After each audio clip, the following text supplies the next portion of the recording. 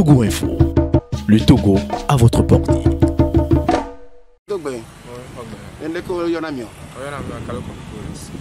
y avait les deux problèmes de l'Emiamé Dome, Miamé Dome, les dockers, il y en a con, les gens. Bon, il y a faut pas que faut pas que je faut pas que il y a été de la rue mais ça il y a Dome.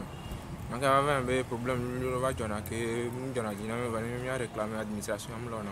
Donc nous il y a encore mieux conditions de travail à nous. Il y a de deux temps le sécurité me le donne mais ça pour le bien tio.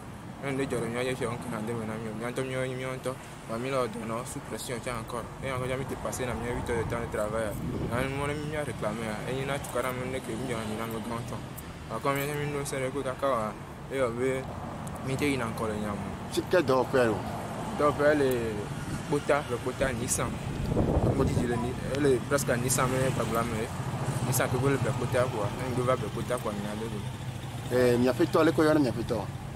Bon, il y a encore les Chinois Chinois, il y a fait toi. Chinois, donc faire même quoi aller? Donc faire encore Hesheng. Société Hesheng. Et à faut pas les robatons pour nous on a. Robatons, mi on a comme pena na ta, on a un PVC. Donc à mi tana ka on a. Il y avait une sorte de il y a tellement de fois pour les dames, un quel jocon. Bon, elle va faire à mi te pose. Elle te pose bien avec nous. Donc à moi là les dames. Elle est à Américaine peut-être de la terre donc à quel match on a mis l'administration à pouvait intervenir. Quand il y a tout carrément il y a un boy 10 000 francs va donner mais encore. On va se reclamer et on le dit. Elle fait quoi? Il va coronavirus maintenant avec que vous faites aller à mi va dormir de 7h à 19h à 7h. On nous me dit 2h du matin à dormir soir mais on le on a mis peu toquer on va se gâter 10 000 francs que va donner mais on va pour le blâme la qu'on dit et m'a bé nous ko un job il y a toi dia ni na dans machine maintenant voilà mu am ko ton kana demo la bo mi aso am ko ça c'est na gakbo machine gakbo na ça c'est na sur amico Grèce et mi sisinano abiadia mi asisira abiadia wa no mo de ko na mi bon si vous les filles que les filles fiaré un quand on les biocon et nya glona amoko la suivre ni e ne wa tawa da pro de ne wa te o ko pere ni ko la wade nkai mi le nya ko le bo awo nya glona nya si de que la gote o ka c'est la go va pas maintenant mi quoi et mi le dit quoi c'est la gote va pas mais c'est ce cao mi le dit ba va c'est du moyen condition de travail trop il y a mis un délégué du personnel donc il a tellement on y a quoi on a tellement on y a quoi les conditions de travail ne va trop le pas nous de celle que mi a mi salaire à terme de temps mi salaire de temps il a augmenté puis on tourner que mi on a bulletin tu mi on plus de canton le salaire maximum les miagwa ne 45 000 et mi on a d'or de 8 heures de temps de travail vraiment même dépasser na beaucoup de temps on me rémunérer dans mieux Fils de Yamé doit être doya le ko gakpo c'est qu'on a so que nam grave ndo et on bien bien so grâce ici wa mais gakpo mignon bon apenami en fait la condition du travail ici là chez nous dans quelle société Hesheng. Hesheng se trouve où à Bekouta à côté du Nissan de la société Nissan ouais en fait ça fait de cela quelques années moi j'étais ici pendant 3 ans, mais toujours les mêmes problèmes. Okay. Quels sont les problèmes? Dites-nous quels sont vos problèmes? On dénonce la condition du travail, et le salaire des ouvriers et les traitements. Comment on nous traite, comment on nous fait au travail aussi. Vous avez combien d'heures de travail chez vous dans votre société? 8 heures de temps. Sur le contrat, on nous a dit 8 heures de temps de travail. Mais ça arrive qu'on dépasse même les 8 heures là. Chaque fois, il nous dit si nous ne voulons pas, on n'a qu'à quitter ou bien on n'a qu'à se faire voir ailleurs. Il nous incite, il nous fait trop de pression, quoi. Il nous met de la pression. Est-ce que vous arrivez d'avoir des accidents de travail? Ouais. Et quand ce genre de choses arrive, qu'est-ce que vos patrons font pour y remédier? D'abord, il y a nos patrons et eux aussi, ils ont des patrons. Mais nos patrons, eux, ils ne disent rien. Mais quand des accidents de travail arrivent, souvent, ils nous prêtent déjà de l'argent. Ils nous prêtent de l'argent dans nos salaires. Mais ce qui n'est pas convenu sur nos contrats. Ils nous prêtent de l'argent. Et quand tu fais des accidents, ils te disent, ils vont te prêter 10 000. Mais il s'en fout. Il s'en fout, il reste. Si tu meurs, tu meurs. Nga ben kale jole miati le miame domo. Mia domo mia oyana me kokoku yo video na. Mula jole henshen.